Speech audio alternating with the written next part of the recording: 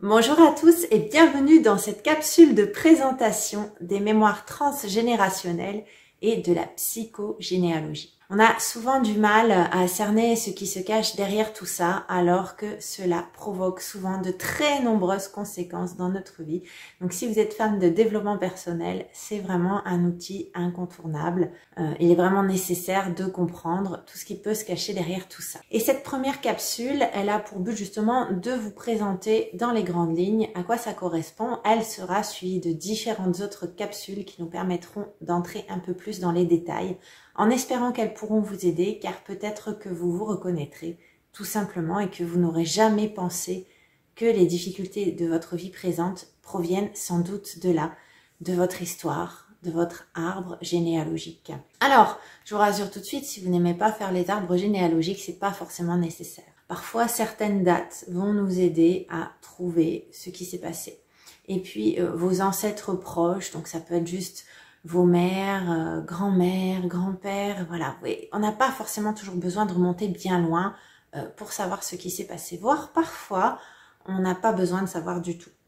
Et c'est peut-être ça qui est le plus difficile, car on est nombreux à se dire mais qu'est-ce qui a bien pu se passer dans nos vies antérieures? Qu'est-ce qui a bien pu se passer dans ma famille pour que pour que j'hérite en fait de ce type de comportement? Tout n'est pas toujours nécessaire pour pouvoir vous guérir. Et justement, pour pouvoir vous guérir, outre bien sûr les consultations personnelles, parce que chaque histoire est différente, je vais essayer de poster quelques outils tels que des auto-hypnoses pour pouvoir vous libérer de certains problèmes récurrents. Donc vous voyez, c'est un long programme qu'on est en train de lancer et qui est quand même gratuit.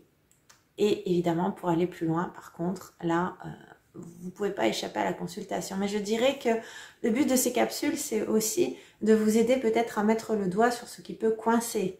Car on est souvent très nombreux à se dire non mais j'ai été voir des psys et il n'y a pas moyen que ça s'arrange. Ben, comme je vous comprends, parce que moi aussi au début j'étais très mal dans ma peau, il n'y avait rien qui allait dans ma vie, j'allais voir des psys, effectivement ça n'avançait pas. Même un livre était beaucoup plus efficace. Et c'est pour ça que je vous partage toutes ces découvertes, issues notamment de mes nombreuses lectures, mais aussi et surtout d'un long travail sur moi-même. Alors, venons-en au vif du sujet, les mémoires transgénérationnelles, qu'est-ce que c'est? Ben, c'est une information que vous avez en vous, dans votre inconscient. Et vous savez que votre inconscient, c'est le pilote automatique. C'est lui qui régit beaucoup de choses dans notre vie. Et que même si parfois on veut des choses au niveau conscient, eh ben, il n'y a pas moyen que ça se mette en place. Tout simplement parce que y a ces auto-blocages, ces auto-limitations, ces croyances inconscientes dont vous avez en fait hérité de vos ancêtres, qui sont ancrés en vous. Et si vous essayez des principes comme la loi de l'attraction, alors attention entre guillemets, parce que moi je vous ai toujours dit qu'il ne suffit pas d'avoir de simples pensées, hein, mais je veux dire, tout ce que vous pouvez essayer au niveau conscient pour améliorer votre vie, bien ne peut ne pas marcher, tout simplement parce que derrière, il y a ces intentions autobloquantes. Alors, de manière plus concrète, de quoi il en retourne? Bah, tout simplement, si vous avez des peurs que vous avez toujours eues, vous ne savez pas du tout d'où elles viennent. Eh bien, par exemple, si vous avez peur des chiens, alors que, bah, a priori, ils vous ont jamais rien fait, bah, tout simplement, peut-être qu'il y a très longtemps, il y a un de vos ancêtres qui a été mordu par les chiens. Et puis, bah, du coup, vous avez peur. Vous avez hérité de cette peur, complètement inconsciente. Ensuite, vous pouvez aussi avoir la sensation que vous ne vivez pas votre vie. Et tenir ainsi des paroles telles que « je n'ai pas de vie »,« je veux une vie ».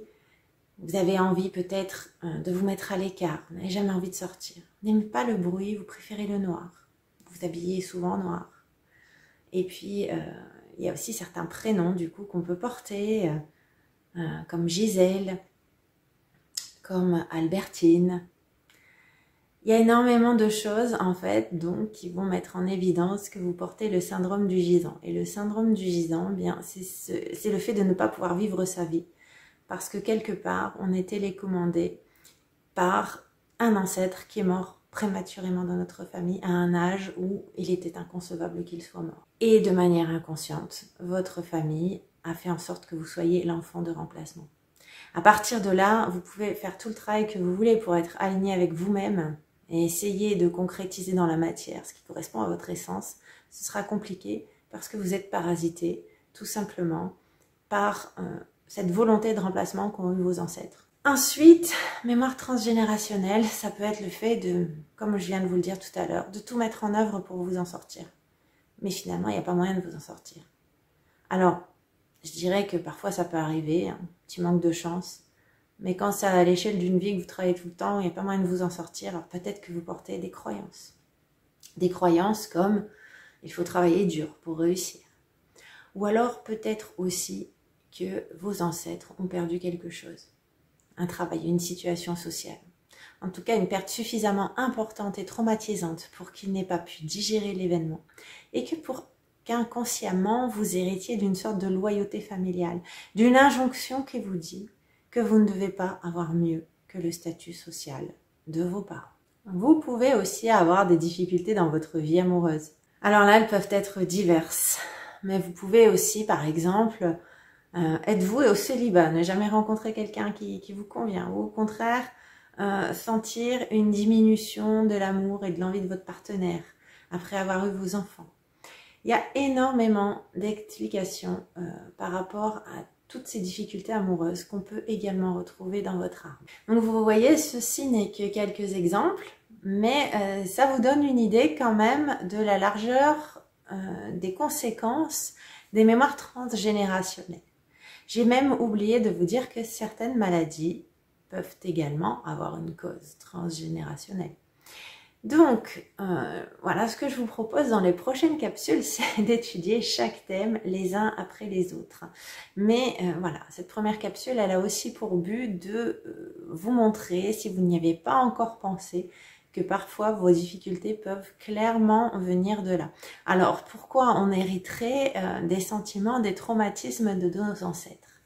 Alors moi, je n'ai pas encore eu le temps de me pencher sur l'étude de la cellule, de la mémoire cellulaire à proprement parler. Du moins, j'ai pu faire des expériences et constater certaines choses, mais je ne suis pas rentrée encore vraiment dans les détails, si ce n'est qu'il y a quelque chose aussi qui me paraît évident, c'est qu'on baigne dans le liquide amniotique de notre mère, on est sans cesse dans l'eau, notre cellule est remplie d'eau, et vous savez que l'eau, elle a une mémoire. En tout cas, le principe en psychogénéalogie et mémoire transgénérationnelle, c'est que vous héritez de l'inconscient de vos parents. Il y a peut-être même parfois des secrets de famille qui sont gardés, que même ignorent, mais que vous réussirez à percevoir en étant enfant et qui peuvent vous marquer, vous déterminer. Après, en général, ce que l'on dit souvent, c'est qu'il y a un projet sens, un projet autour de votre naissance. Pourquoi finalement on vous a voulu et surtout dans quel contexte? Et surtout, qu'est-ce qui s'est passé 9 mois avant votre conception et au minimum 9 mois après votre naissance? Je dis au minimum parce que vous avez certains scientifiques qui estiment que ça peut même être jusqu'à 1 an ou 3 ans après votre naissance.